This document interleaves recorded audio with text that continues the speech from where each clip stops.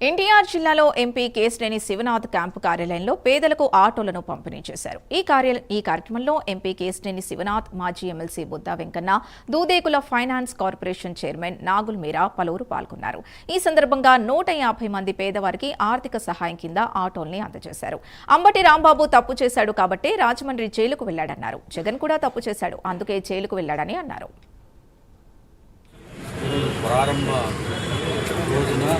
గౌరవ పార్లమెంట్ సభ్యులు కేశినేని చిన్ని గారు అద్భుతమైనటువంటి కార్యక్రమం శ్రీకారం చుట్టారు.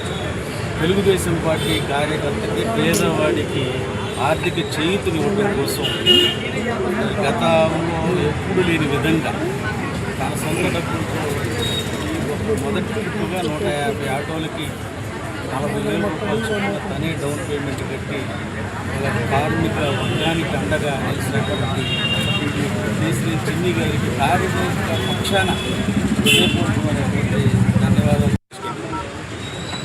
ఈరోజు మొదటి రోజు రంజాన్ ప్రారంభం సందర్భంగా విజయవాడ పశ్చిమ నియోజకవర్గంలో మన విజయవాడ పార్లమెంట్ సభ్యులు కేశినేని చిన్ని గారి యొక్క సారథ్యంలో మన పశ్చిమ నియోజకవర్గం అలాగే మాజీ శాసనసభ సభ్యులు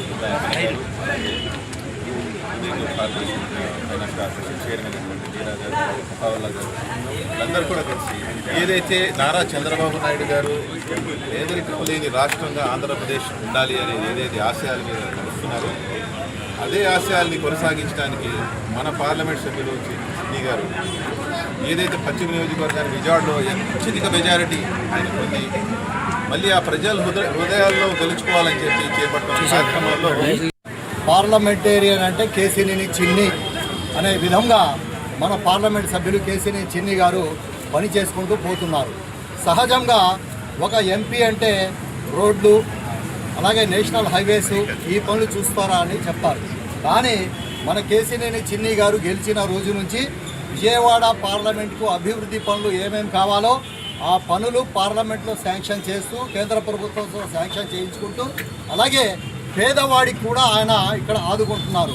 కులాలు మతాలకు అతీతం